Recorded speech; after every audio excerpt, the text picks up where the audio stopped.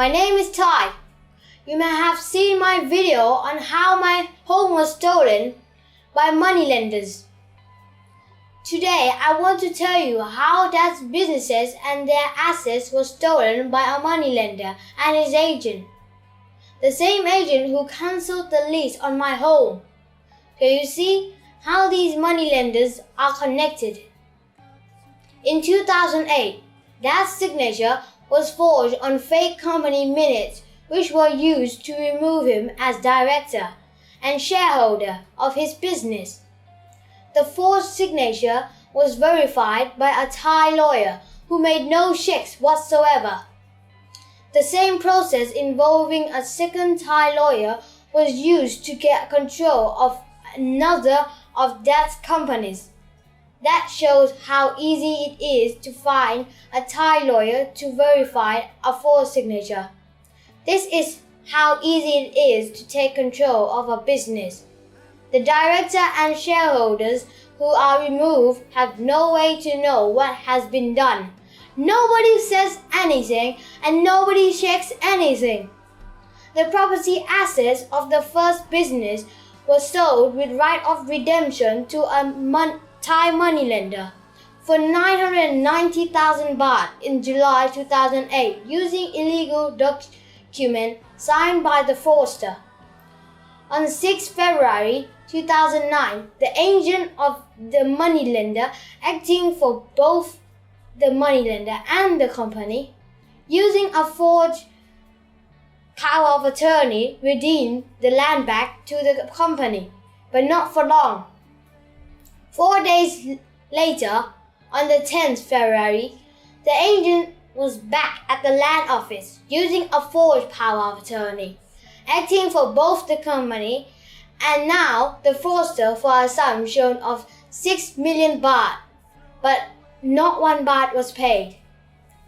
There were no checks by the land office who registered the transfer.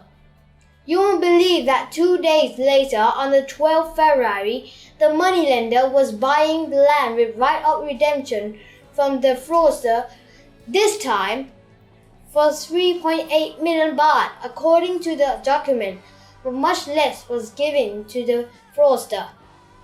The land office again checked nothing. No one questioned why the fraudster would buy a piece of land for 6 million baht and sell it for half of that amount to a moneylender with huge monthly interest payable just 2 days later. Even a kid can see that something is wrong. Isn't it cases like this the money laundering laws are trying to stop by requiring the land office to report suspicious transactions? Why did no one question why the fraudster was borrowing 3.8 million baht at 36% interest per year secured on land she supposedly bought 2 days earlier for nearly twice as much? Why was this not suspicious? The answer is so obvious, I don't need to tell you. That moneylender is right now advertising that land for sale at 31 million baht on the internet despite a court protection order on it.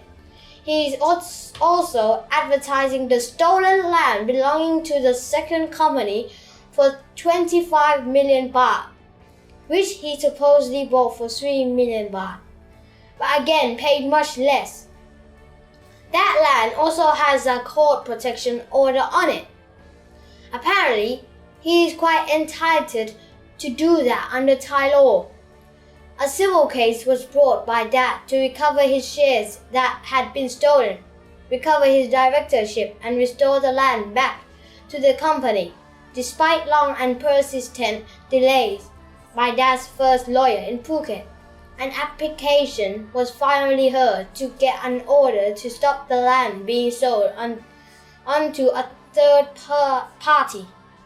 The moneylender objected, and the hearing adjourned for several months. The moneylender rushed to mortgage the land with a major Thai bank before the next hearing. You might think that selling or mortgaging land disputed in a running court case would be illegal under Thai law, but apparently not. Meanwhile, Dad had another civil case against the same moneylender, the same fraudster, and the same Thai bank, which started in January 2011 and involving Dad's second company, which had also been taken by fraud and forgery. The bank had given a mortgage on the land stolen from that company. So the bank is already a joint defendant with the fraudster, the moneylender, and his agent from January 2011. Yet in September 2011, the bank grants a 13 million baht mortgage to the same moneylender on stolen land brought from the same fraudster. The very same people that are already involved in a court case. That money will be used by the moneylender to find the obvious fraud and theft charges.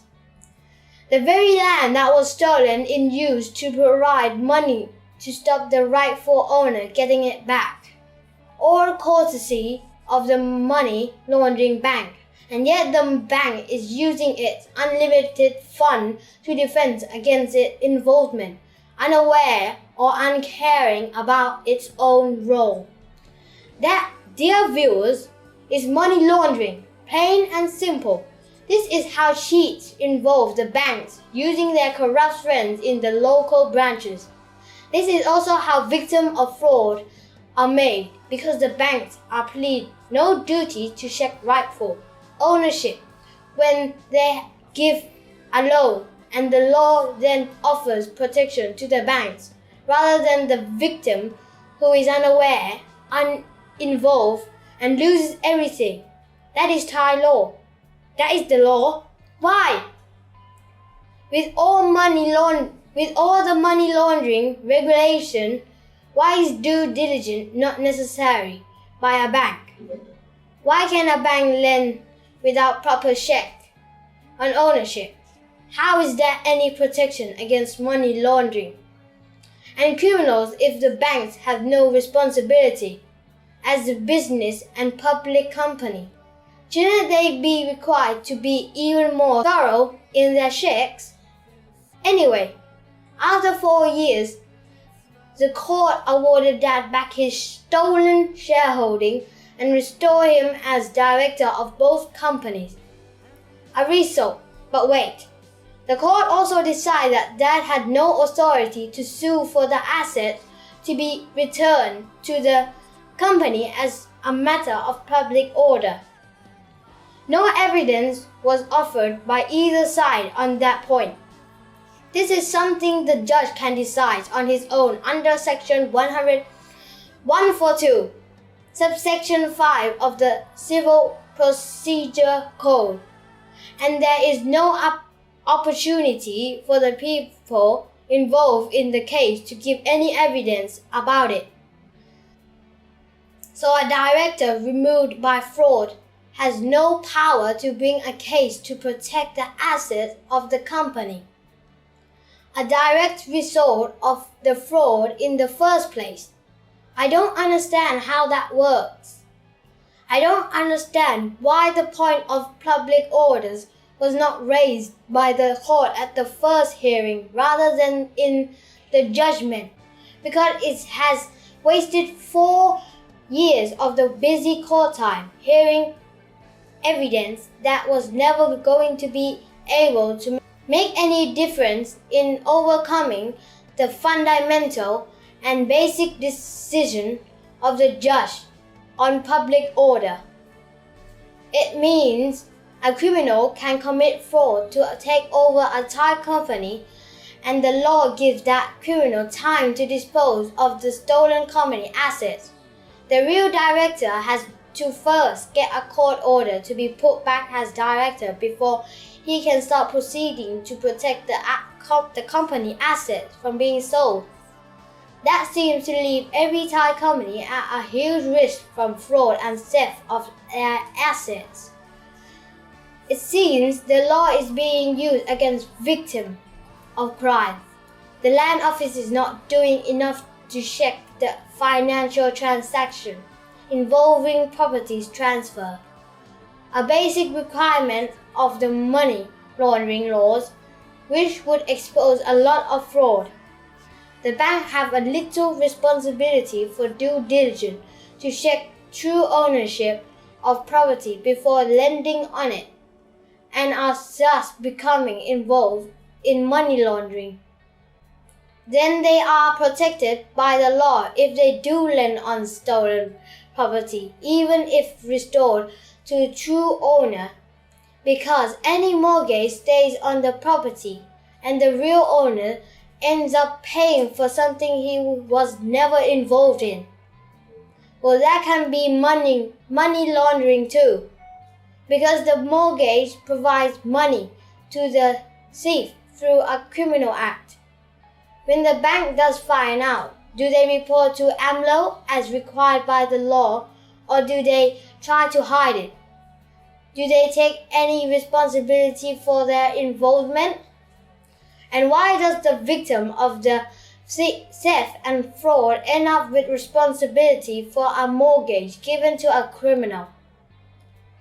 A business transaction for profit that the victim had no involvement in, enabled by the bank's lack of responsibility to do any due diligence check other than what name is on the back of the channel, regardless of how that name got there.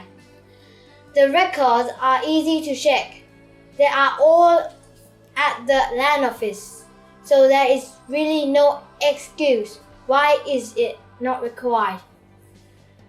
Why does the law help people who use fraud to take control of a Thai company by giving them time, and lazy banks by upholding dubious mortgages?